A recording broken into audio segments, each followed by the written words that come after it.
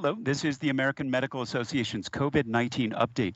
Today, we continue with part two of our two-part series on the impact of COVID-19 on routine immunizations.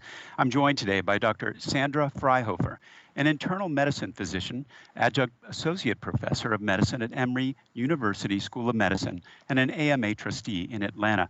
Dr. Freihofer is the AMA liaison to the CDC's Advisory Committee on Immunization Practices.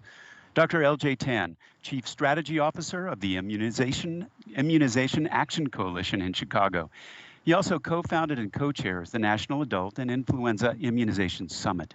And Dr. Jim Campbell, Professor of Pediatrics and an infectious disease specialist with the University of Maryland Medical Center in Baltimore, Maryland.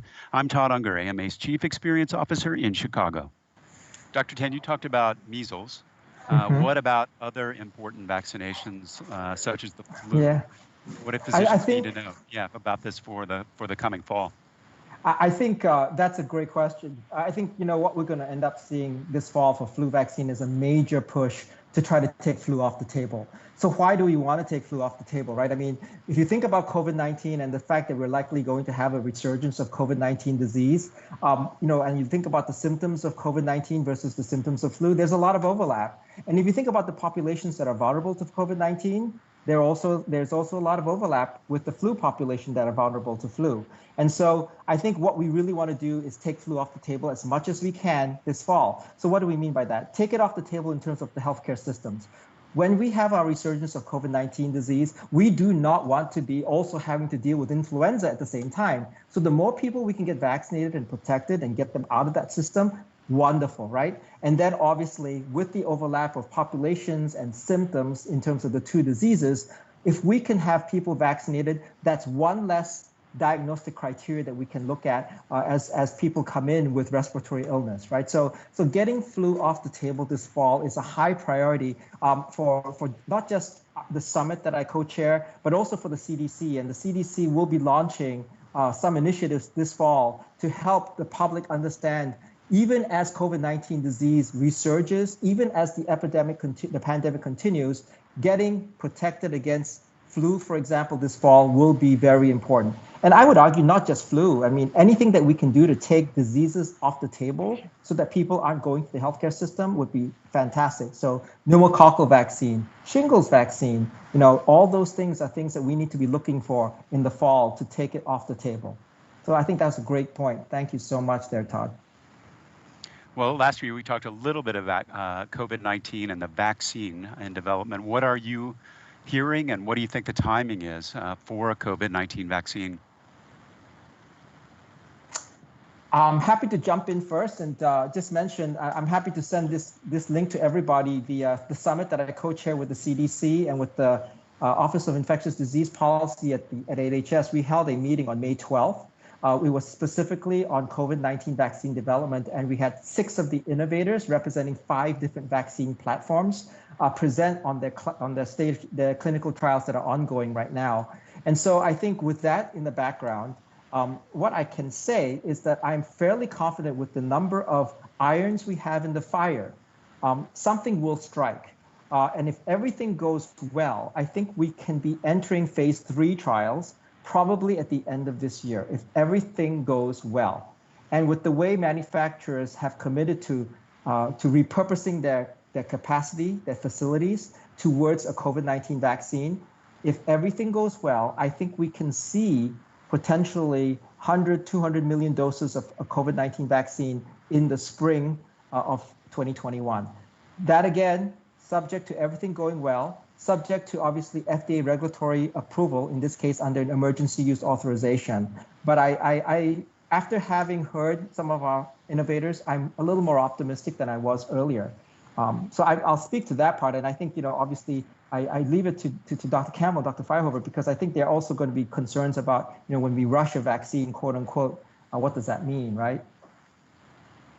Yeah, maybe I could jump in next. Thanks, Dr. Tan.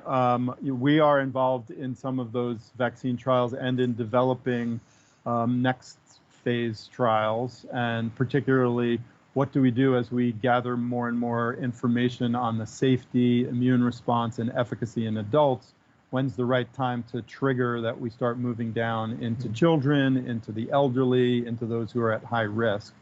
So we're involved in trying to help people to make those decisions.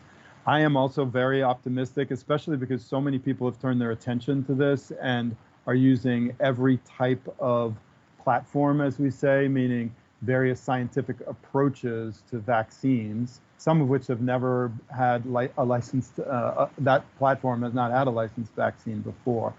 But in terms of safety, that of course is the number one thing when you're talking about vaccines, because they don't go to typically to a small group of people, they go to large populations, sometimes the entire population. So the bar for safety is very, we have to keep that very high.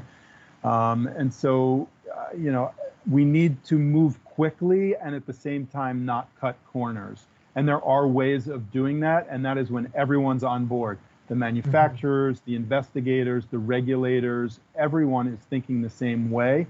Because many of the delays, not delays, but the longer time that it takes to move things through is because there's just processes. And if you do the same work, but in a shorter amount of time, you can still show all the important things about safety.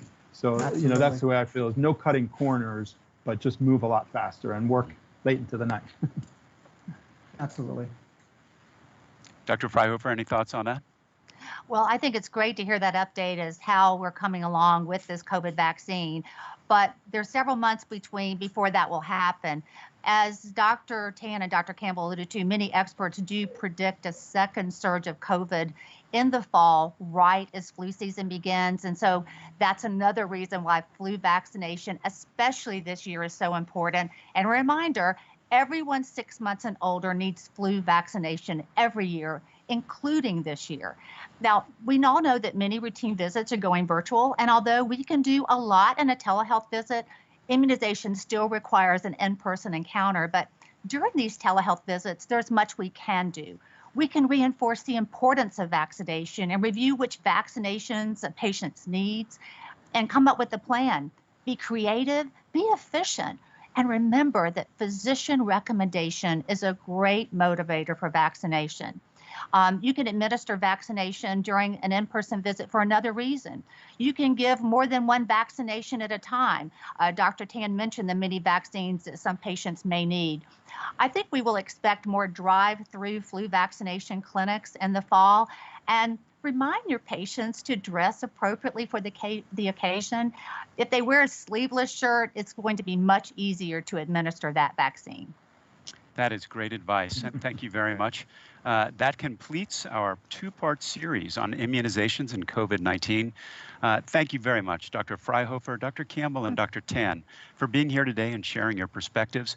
If you missed part one, you can find it on the AMA's YouTube channel. We'll be back tomorrow with another COVID-19 update. For updated resources on COVID-19, visit ama-assn.org/COVID-19. Thanks for joining us and take care.